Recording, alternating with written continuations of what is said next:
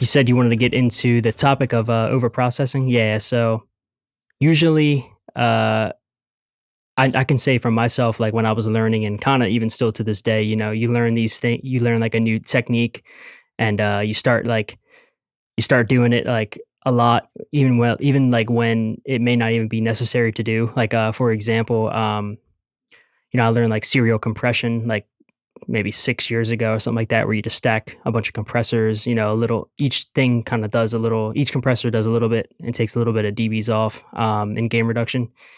I got to a point, where I was like stacking so many, you know what I mean? But like it didn't even really need to do that. It just needed sometimes it worked, but then, in other situations, like it just needed one compressor to take like 3 to 5 off, you know what I mean? So that's definitely a example of, uh, you know, over, over processing. It's our ears Yeah. can kind of get easily fatigued, when doing these things, and you kind of get used to like doing something because it sounds good, but then sometimes it may not even be what the record calls for, So Yeah. yeah, That's the thing. It's always about doing what's right for the record, isn't it? And not just doing what you like. And it's kind of getting that balance, isn't it? As mixers, we yeah, always try and, oh, do we need to do this? Do we need to do that? But no, bring it back to basics and just what does the record need to make it the best yeah. record possible. So it's interesting. I mean, is there any kind of techniques that you use to kind of, like you mentioned about kind of getting ear fatigue? I guess you take a lot of breaks.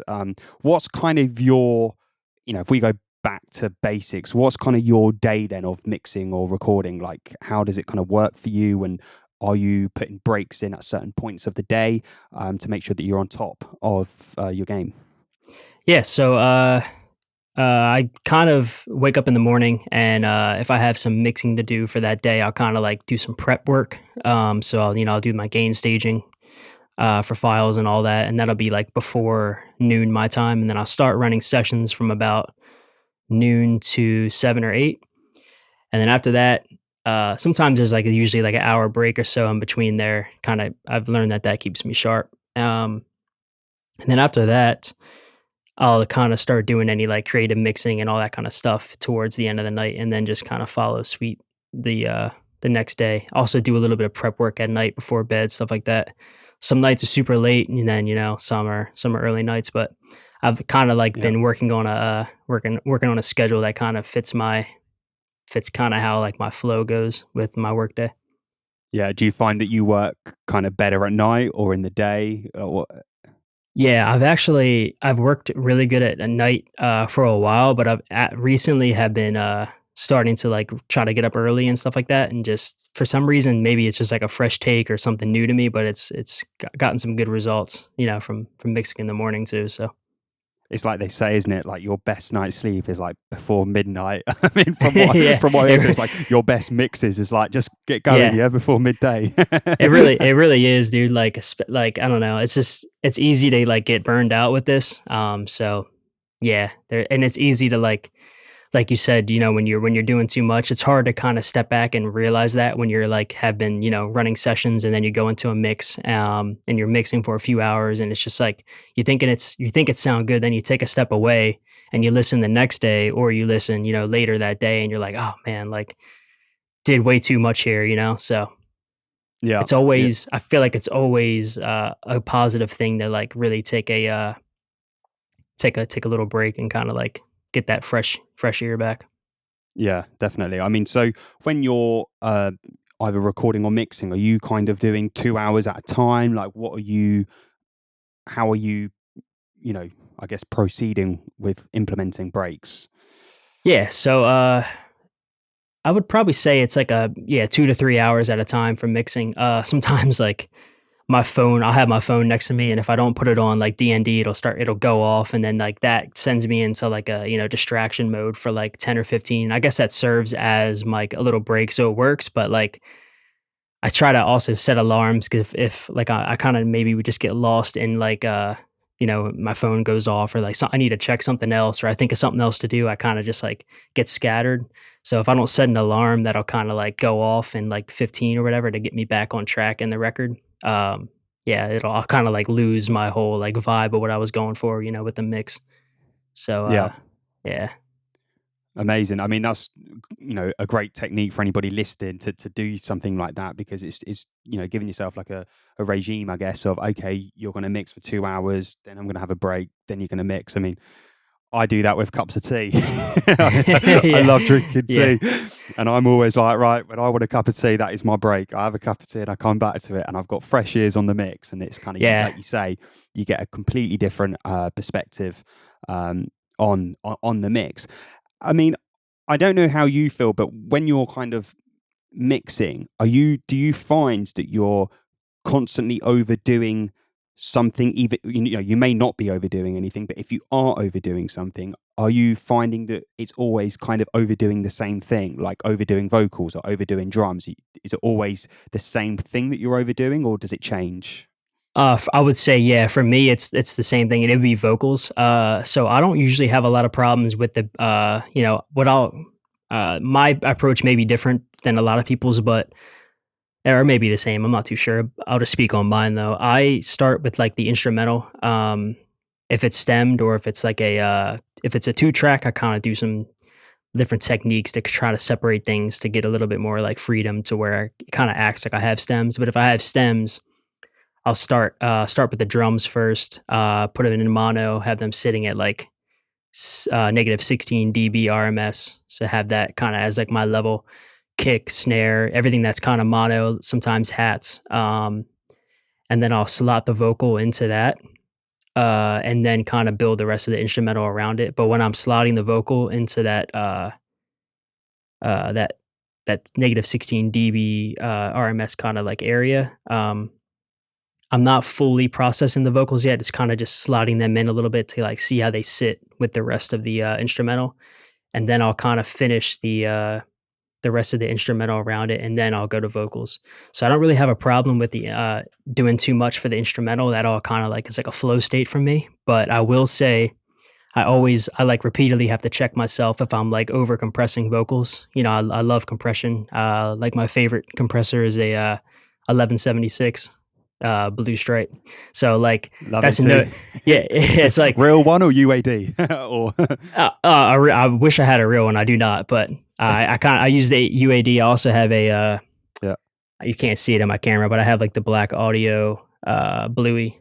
That's Oh, kind I've of heard they're amazing. yeah, Yeah. it's really good. So I'll use that as well whenever I'm not using UAD. But that one's kind of known for like slamming vocals into it. Of That's what like course. that's what the character of it is. So Yeah, yeah. I kind of have to like once I do that, I kind of have to check myself not to sometimes the record will call for more compression, like not too much, but sometimes I'll go overboard with the compression and then it'll, you know what I mean? I have to check myself, be like, all right, hold on. Now it sounds like everything is kind of like there's no life to it because I just overcompress the crap out of these vocals. So Yeah, yeah. yeah. So it sounds like what you mentioned there about you're getting your was it kicks and snares and you're basically your drums is it everything to be hitting minus 16, you said? Is that or the overall?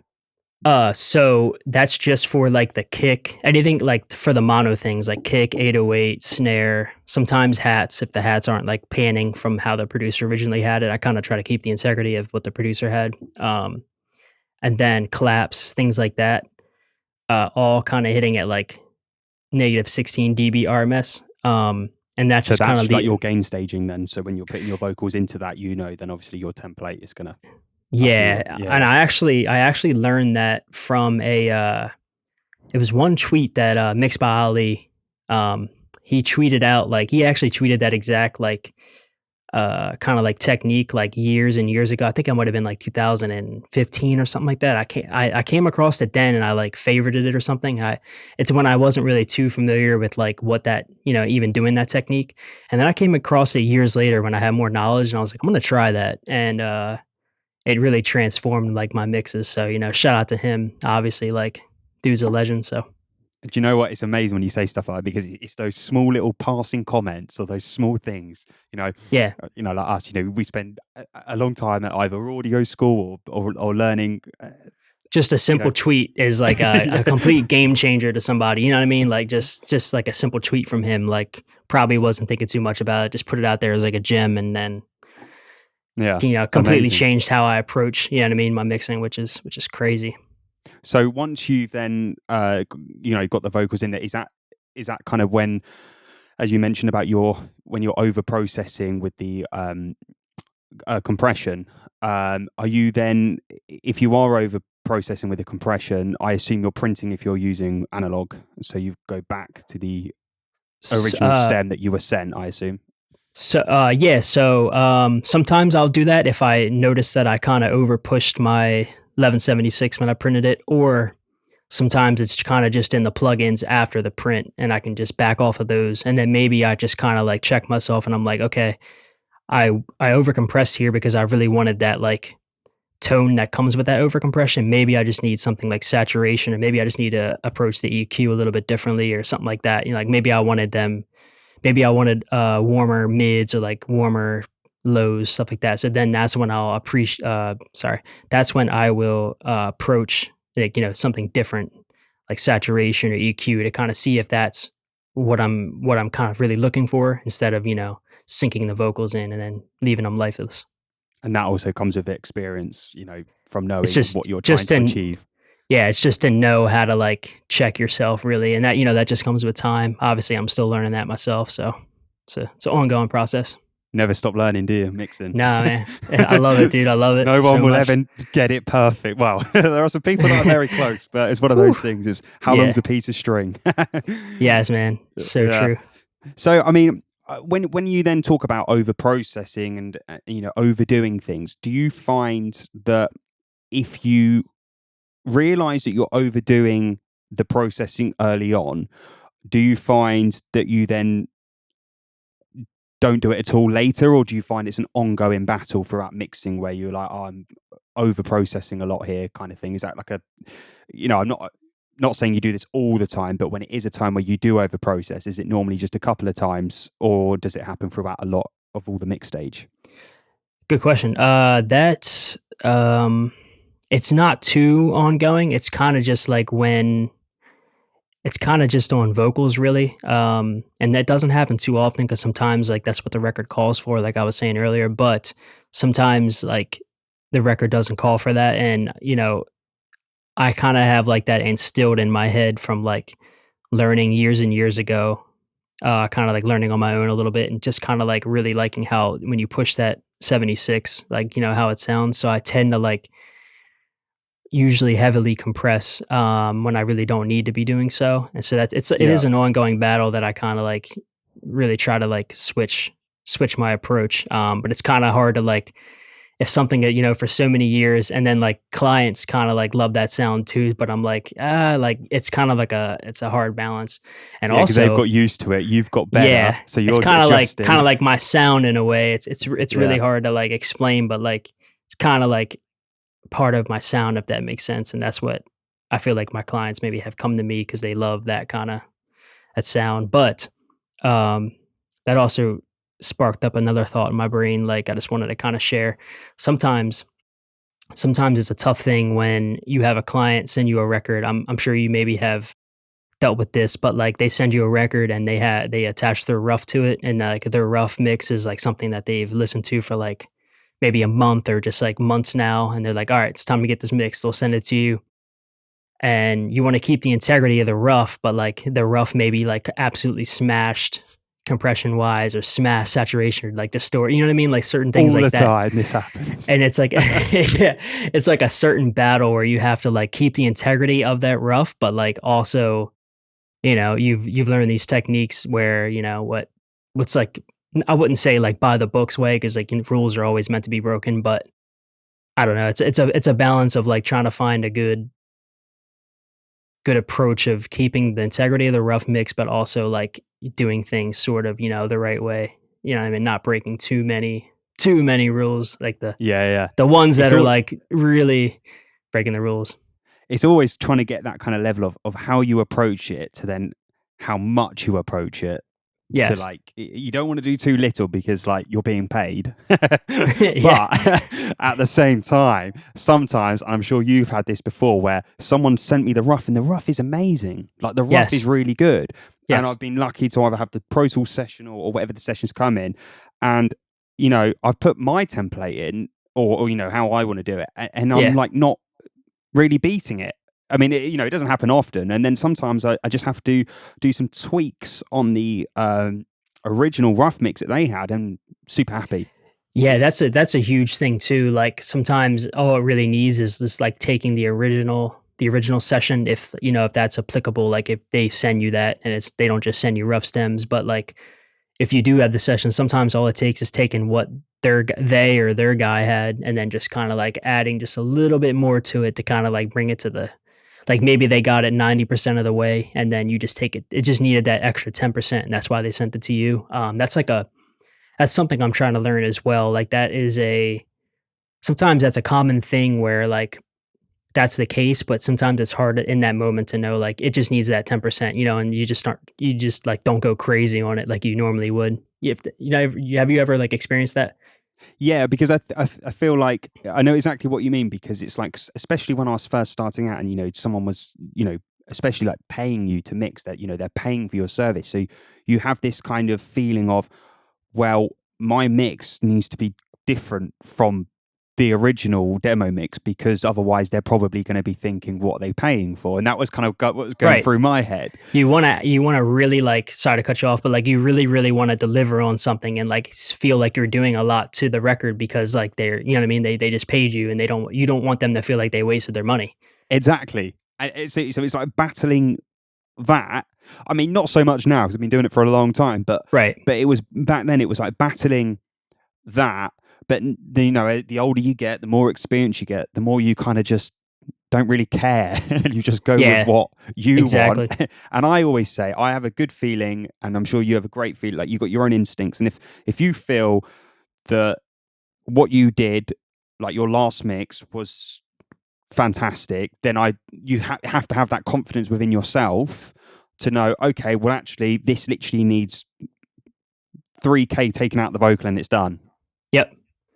Something And just that's actually very what they're paying for. They're paying for your your expertise and knowledge and experience, your knowledge. yes. Yep. As Yep. soon as I started realizing that, actually, that's when I was like, oh, okay, I'm not gonna, as you do when you're young, you have a bit of an ego, don't you? And you start, buying all the latest plugins, and you realize it doesn't matter. Yeah. At the end of the That's day, it's about the recording, the yeah. song. Well, the song's the most important, and the recording, affects massively to how you're going to approach the mix. And It's that's so true, and I can actually like attest to that. Recently, I've really been like switching my approach up, and it's kind of like sent me really far ahead, like in terms of like progress in myself. I feel like if I'm measuring the progress with my mixing each year, I feel like I really boosted my progress this year by really, really focusing on one, the chain when recording. Like if I have control over the session, like if I'm recording the song I'm going to be mixing, like I'm focusing on what the mic is, what it's going into, like my pre here. If it's either going into my analog gear or I'm running it through the UAD, tube tech here. I've really just honed in and focused on the beginning stages before it even hits Pro Tools, and that has sent me like way in terms of growth. It's crazy. Like it's like the less is more approach, but I find lately by just like running my mic that I have into I have my Neve preamp here, so my Neve 1073, and that runs into UAD's tube tech through my Apollo, so that's running in real time. That's the beauty of UAD yeah, Apollo. So that's running, and that's just it's a medium attack and medium release, just 12 o'clock, and that's just taking just a little like 1 to 3 dB, and that right there is just like has changed dramatically so much my approach of mixing and how vocals sit and how like I'm getting the sound out of them. It's really crazy. it is mad, isn't it? You just said it yourself. It's I always find, actually, when you get a good mix, yes, you can polish a mix that's, you can polish a recording that's not been recorded great with Isotope RX and all of this. But what you're Yeah, doing is you're, again, going back to overdoing mixing. You're over processing each individual stem to make it acceptable. And every time you're over processing it, because you are having to over process, it's going to affect the final result of the mix and master. And no one can argue on that one. That is fact, yeah, as we both know. So it is amazing to hear that you're saying when you're changing your approach for your recording side, the better the mixes are becoming. I mean, it It's sounds night and day. complicated, but it's really simple. Yeah, it's so simple, and like that's just part of the battle, I guess. Something so simple to like convince your brain to just kind of like go with it and just trust your, like you said, trust your gut, trust your instincts, and trust your knowledge that you've learned over the years. That's Yeah, something that's like less is more is like actually okay, and what is good for the record. So if I could yeah, say to yeah, for sure. If I could say anything to like somebody watching this, I would definitely say like yeah, those like recording templates are great to have, like, all them compressors and limiters and like all them plugins kind of just like sitting on there smashing the vocal when you record, because yeah, it's going to give you that sound like it's already mixed whatever. But sometimes, I'm not saying all the time, but sometimes that'll definitely like be detrimental to the mix, because you're not really going to check yourself to go back and take a few of those things off that are maybe doing too much, or just in general, like it's much better to just do less is more and not have as much going on, and just take it from the ground up, because every record is different. Every record's going to call for something different.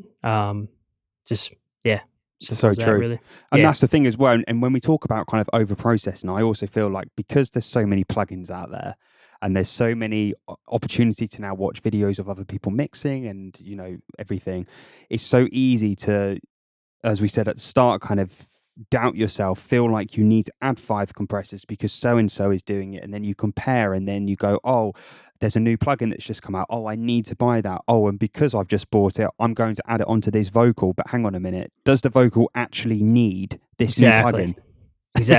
exactly. And I I would can mix a say, song with 5 plugins. yeah, exactly. And that's something I've been doing a lot more recently, is just less is more on there, not as much going on, but like I don't know. I'm all about like using the tools that you do have. So challenge us, like, just to speaking in general, like to the people maybe watching, challenge yourself to put like maybe 5 or 6 plugins instead of like your 8, like your full, vocal aux, like getting, 8 plugins. Maybe just do like 4 or 5, like a EQ, a de-esser, a compressor, and maybe like a saturation plugin, something like that. Just challenge yourself with like 5 instead of like, a whole aux, and then like it's getting sent to a parallel. Not crapping on parallel. I love parallel compression, but like just challenge yourself to try to get the vocal that you want, or just the mix that you want, with like a little bit less, because you're gonna really go light years ahead with your skill when you do that, when you put yourself in those situations. True. Yeah. And to be honest with you, one thing I always say to people, when you buy all these new plugins, I mean, are you buying them just because for yourself, toys to have fun with, to keep it interesting? For me, Yeah, yeah. I agree with you 100%. Yeah, I mean, the client doesn't care if you're using a standard Pro Tools EQ or a Fab no, Filter EQ. I mean, I no, love Fab Filter and I use them, but I'm yeah, using it because I like it. exactly.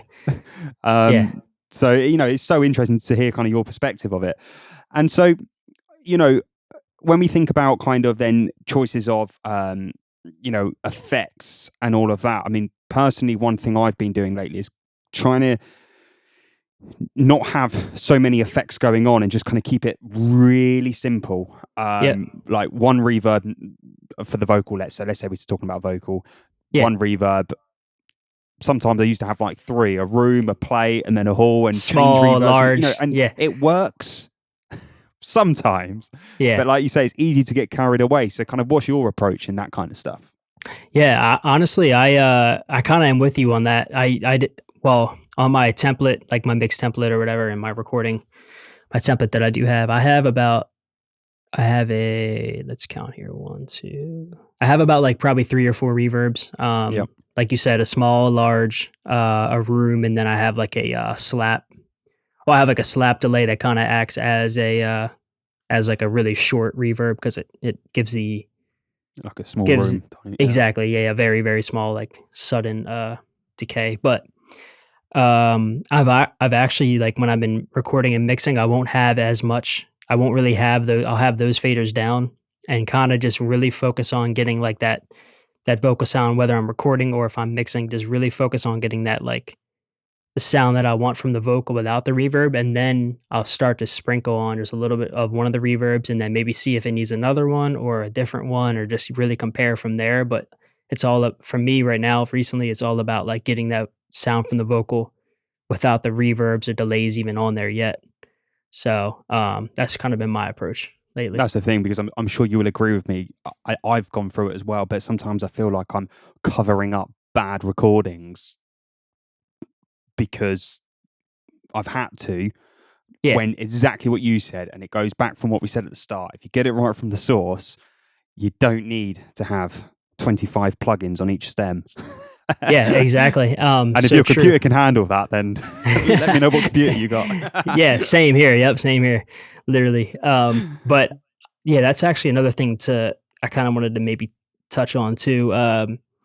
When you have, just say for anyone out there, like when you have those 7, 8 plugins and you have a few compressors on there, because that's what your template like you have for your template, and it sounds great, but like sometimes that will mask the source, like you were saying. And to touch on that, I mean, sometimes you may be like distorting on your compressor. If you say if you run like an analog compressor, or just like go like a preamp going in, sometimes you may be like distorting on your way in, and you're not even realizing it, because like some of those compressors are masking that, because it's got that like that distortion and saturation that comes with it. But sometimes and sometimes it's a good thing. I'm not saying that's bad, but like sometimes that's not what the record calls for. And it's good to like have full transparency over like the vocals coming in. And it's good to hear it without 7 or 8 plugins going on while you're recording, because it's going to really be fully upfront and honest about, you know what I mean? Yeah, keep it It's, transparent, and then you know yeah. what you're kind of going into. It's actually Yep. funny you mentioned about the compression with vocals, because one thing I've been doing lately, I try and back off compressors, because like you said, we all do it, kind of over compress, because that compression, we all love it. But I've just been using the Pro Tools clip gain to just literally say Okay. I'm clip gaining instead of compressing. I've kind of Right. reversed it a little bit. You're manually compressing basically and I Yeah. feel like the mixes are becoming more punchier. Even like it's doing the opposite of what we all want a compressor to do. I mean, we all know it, reduces dynamic range and whatnot, Yeah. and brings things forward. But it's kind of working the other way. It's making the mixes bigger, more dynamic, and more space. And actually, I can get the mix kind of louder, which kind of goes on to actually to the next part that I wanted to kind of go into was mix bus processing with your mixing, because I do notice that is where a lot of people can over process stuff. Yeah. So it would be good to kind of go into. I mean, are you mixing into a mix bus, or what are you? What are you kind of going into? And if you are mastering, are you doing your mastering chain within the mix bus, that kind of stuff? Okay. Yeah. So I will say, lately when I'm recording, I will go, if I'm going into anything, it's just like the SSL comp, and it's a fast attack and a fast release, and that's just, or auto release, and that's literally just like taking the needle and just like slightly, just not much at all, not even 1 dB, just kind of like just a Subtle little glue. bit Yeah. subtle, very subtle. And then I can, decide later if I want to, up that or not when I'm mixing, to give it some little bit more glue. But that's pretty much the only thing I have on when I'm recording. And I do that because I want my mix to sound really good, and like the transients, jumpy, all that stuff, or punchy, like, full of life, before I even start doing anything in the mix bus. So that's why I only have like the SSL comp on just for a little bit, that like just a little bit going on at first while I'm recording or while I'm starting off the mix, because I wanted to get it to that spot where it's like when I'm adding things in the mix bus later on, it's only just like making things better. It's not like relying on, one of those plugins. Or but I will say though, like the I'm sure you've heard of it, the God Particle by Jason Joshua. I've had that Yeah. on like I did put that on my mix bus, and since I put it on, it has like not come off. So Are you mixing into it, or are you I'm gradually putting it on towards the end of the mix and then? so yeah, it's hypocritical what I just said, but lately I've been slapping on God Particle, putting it up on my top screen, and just kind of like mixing into that, and I've gotten great results from doing that. So basically, take what I've for anyone listening, take what I originally said with a grain of salt, because like, there's really no right way to do it, but Just depends what day it is, right? exactly. So here's the thing though, like even though I may have the God particle living on my bus at all times, not during recording, but when I'm mixing for sure. If I bypass that, I still want it to sound, really good without it. I don't want to have that as a crutch. You know what I mean? I don't want to Yeah. have the God particle as a crutch or anything like that. Yes, it adds. It's great. It's definitely changes the mix for the better. But I don't want to crutch off anything. I still want to be able to get the record there without, say I didn't have that. It's interesting you say it because lately I've been mixing into a clipper, which is Cool. probably gonna Yeah, be like what? that's But different. What it just you know I've if just, you don't mind me asking, like what are you mixing into? the T-Rax clipper. T-Rex. Okay, yeah, cool. Yeah, Like just that's the orange, right? The orange the plug-in with orange like one. Yeah, cool. yeah. Do you That's know what's awesome. funny? Actually, I subscribed to Mix with the Masters, and I remember they had a Oh, deal where if you're with nice. them, you can get it for like I think it was free, or I can't remember now. So I ended up just having this thing. I never used it. Just slapped it on, and I thought, "Wow, this sounds great." Louder, better, I know, but I level matched it, so Yeah, it just gave this kind of saturation to the whole mix. I thought, "Oh wow, that's actually a really nice kind of bit of punch." very Um, cool, very cool. so I thought, "Oh, I'll just start the mix with it." So you're going into the God particle, I'm going into a clipper. Yeah, I mean, it's like, you know what I mean? Like different ways to get there, it's all about the approach, and every approach is different, but that's the beauty of it. Are you mastering the mixes you're doing as well? Then when we're talking about processing, are you? I mean, I guess what is your mix bus mainly just the God particle and then mastering after that, or So yeah, I've got, if I think back, on my mix bus, I've got it running into that SSL comp, doing a little bit, and then later on I decide if I need more. After that, I think I place a EQ in case I need to at any point, change anything like EQ wise. yeah, And then it goes into, I put a little bit of the S1 imager on there, just like a slight amount, just slight amount. that's dangerous. Just the slightest, just the Subtle. slightest. Like if it's at 1, the default like 1.10, just the slightest, because God Particle also has a little bit of the imaging in there, but I've noticed like I've found like a sweet spot in the imager, just the slightest amount. And then yep, it's God Particle. And then sometimes even after that, or even sometimes before God Particle, it'll like I kind of interchange things too. Sometimes, like I'll throw like Saturn on there, Fab Filter Saturn, and just kind of like mess with some things on there. Maybe a little bit of tape. You know what I mean? So Or you're kind of just saturating the mixer. That's what I'm doing with a clipper. Kind of yeah, yeah, similar. yep, Yeah. for sure, yep. Sometimes I don't always use that, but sometimes it sounds great when I do. So I'll check some different things on there, and then before it goes to the God Particle. God Particle pretty much gets me at like the lufs that I'm looking for. Sometimes I just throw like after that, I'll throw like a L2 on Yeah. and just kind of get it. If I need to just push this a little bit more limiting, I'll do that. And is that final mix done for you, or is that you the master as well, or are you sending That's it off just separately? yeah. Well, if I'm sending it off, I'll take everything off. Well, I will keep God Particle on though. And That's interesting. You'll I'll take everything turn. else off, but okay, yeah. The things I'll keep on are like the SSL comp. Maybe I may keep the imager. I may take it off. I'll keep the EQ on, but I'll keep the God particle on. But inside the God particle, I'll turn the limiter part of it off, so it gets the EQ of it, and it also gets like Yeah. the how much I'm pushing into it. And then I'll obviously take L2 off, and then I want it to sit. Obviously at like the -6 or what I mean, something like that in Yeah, that yeah. range. So I think for the listeners also listening, you you have to kind of there is a difference in mix bus and mastering, and I think that kind of it's a very they're very close together, but also it's a yeah, different kind of mindset. I mean, I don't know about you, but I master a lot of the mixes I do as well. So I would leave yeah, my imaging and limiting on, and that would yeah, be the mastered mix. yep. However, as you know, some people would argue and say that it's not mastering because it's a completely different thing, which it is. Yes, it is. Yeah, yeah. Um, but Yeah. I mean, like, if you can get it there, and sometimes, like, you know what I mean? If you can get it there where, like, the average listener won't really notice, like, sometimes that's just what it is, and you're hired to do it. you know, you may not specifically be a mastering engineer, but you still got the record where it needed it to be. Yeah. I'm not arguing at all though with, sending your records out. I definitely believe in that, but sometimes the client may not be able to afford, what I mean, sending it out to a big guy or, I run you know into what I that mean? as well. I think we Yeah. all do, and especially for the people listening that are, aspiring to be mixers or are mixers, you will run into this where I I don't know about you, but I find with my clients, and I'm sure it's the same for you, that a lot of the times the clients don't understand the difference between mixing and mastering. So when they're booking you to mix, they expect you to be sending them limited mix. Otherwise, we all know this, they're not going to accept it. And for me, I get my limited mixes, which would be the masters, Yeah. unless it's going elsewhere, to around -8. Now, obviously, that's quite loud. Some people will change depending on kind of what level they're going for.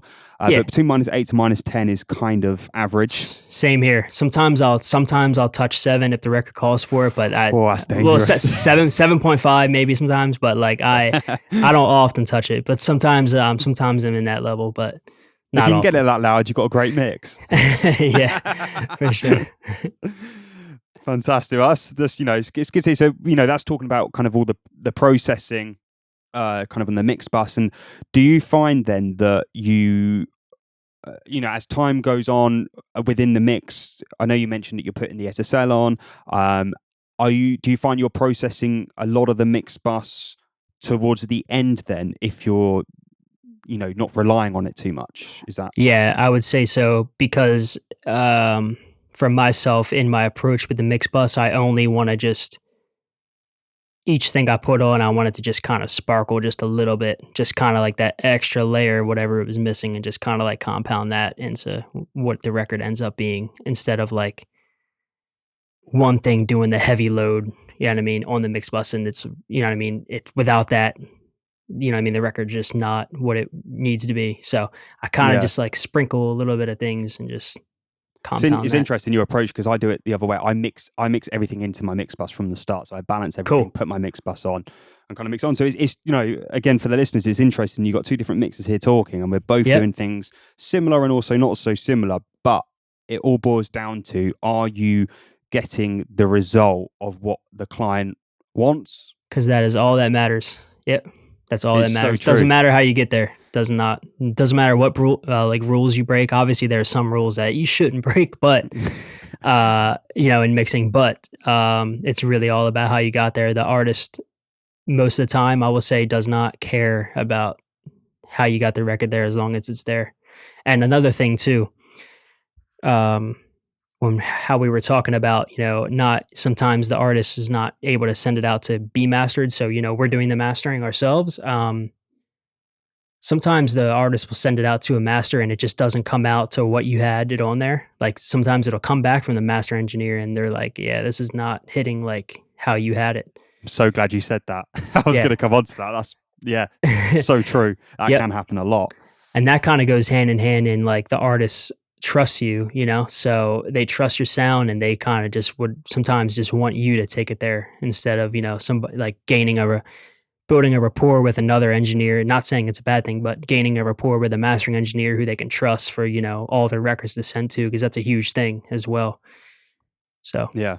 I mean, it kind of ties into the same kind of thing about, over processing and processing, because you kind of want to, it's so easy when you are recording, mixing it and mastering it to overthink.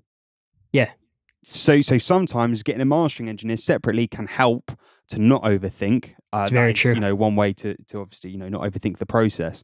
But yeah, I mean, do you do any other, have you got any tips and tricks that you do if you find yourself over processing or overdoing things, or you've got new plugins? Do you ever just stay clear from buying new plugins, for example, because of this, or do you just go with the flow?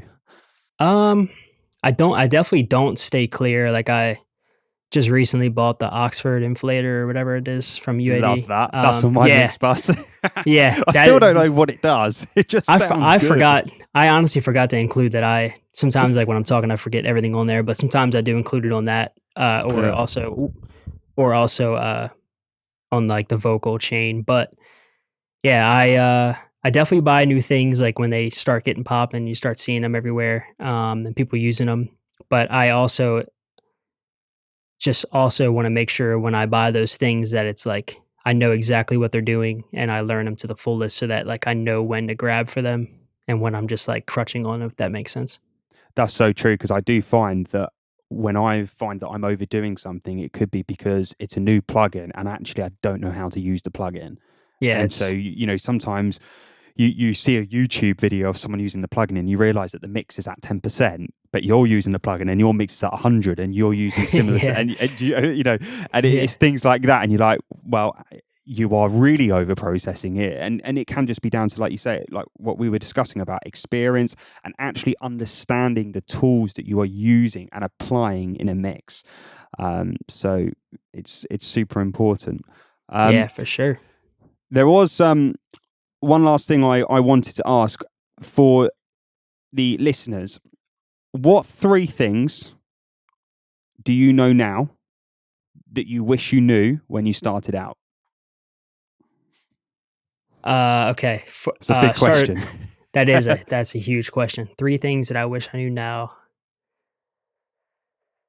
Um, I think the first one would be that knowing to focus on like the less is more on the first, like on like how the vocals coming in, because that really, really does change. It makes the approach so much easier. Um, that would probably be one. Two, to to try to keep the integrity of the rough mix, but also, make it also your own as well, like your own mix as well. But try to do keep the things that the artist loves about the rough mix, and maybe sometimes even ask them like, "What do you love about this mix?" And then like get their opinion on what they love about it and like how things were sitting or how things sounded, and then kind of incorporate that into your mix. And then three, I'd probably say. Hmm, Take your time. What's the third one? I would probably say, not that I ever didn't treat my mixing like this or like my career right now as it is like this, but I would say always give your like 200% when you're working with a client, whether new or existing, because it's really important to always deliver to the best of your ability because you never know where your mix is going to end up being played, who's going to listen to it, who's going to ask whoever's playing it to where they got that mixed or anything, and it can do wonders like for your career. I say that word of mouth is a extremely huge thing in this industry. So I mean, all three of those things you just said is so important. It's, especially the last one. There's always that saying of "you're only as good as your last mix," and yeah, and it is so true, because if you do put something out and social media these days, TikTok, Instagram, and all of that kind of stuff, and and all these artists are putting out tracks that, let's say, you've worked on, there's so many people that are going to hear that work that you've done. yeah, And especially if the track's successful, then a lot of people are going to hear it. And it always comes back to the writers, the producers, the mixers, the masters. People want to know that, especially within the music industry, and they want to find good people. So what you said, always do 200%, because I'm sure you've had this. You never know when a track does well, do you? It's one of nope, those things. yeah, It could be anyone and anything. Like, it's yep. just, it's crazy. It's crazy. So true, man. Yeah. Definitely. So well, Luke, thank you so much for coming on to this episode, and it's been great chatting to you about processing and overdoing things and not overdoing them, and how you approach. One last question I actually had for you, because I know that a lot of the listeners would like to know this. On average, how long do you take to mix a record? Depends on how many stems is in the record, I'd say. So if it's just like a I'll do two different examples. If it's a um 2 track beat, like something like an MP3 or a wave that was just leased or something like that. Uh with vocals, probably about, I like to really take my time with it, so probably like 2 to 3 hours, and then stems, or like the beat is stemmed out and everything is separate. I would want to say probably like 3 to 6 hours. Fantastic. I like to really hone in, and sometimes like take breaks. Obviously, yeah, it's key to take breaks, but sometimes just really put a lot of focus into things, and like when you get the mix there, then go back and be like, all right, how can I creatively add to this if the record calls for it, or if the client wants you to add some creative spark to it. So Luke, thank you so much for sharing all thank your you, knowledge man. and your time. It's Yeah. been an absolute pleasure having you on the episode, and I know that all the listeners are going to enjoy it. So thank you so much. Thank you, man. I appreciate you having me on here. It's been a great conversation with you, man.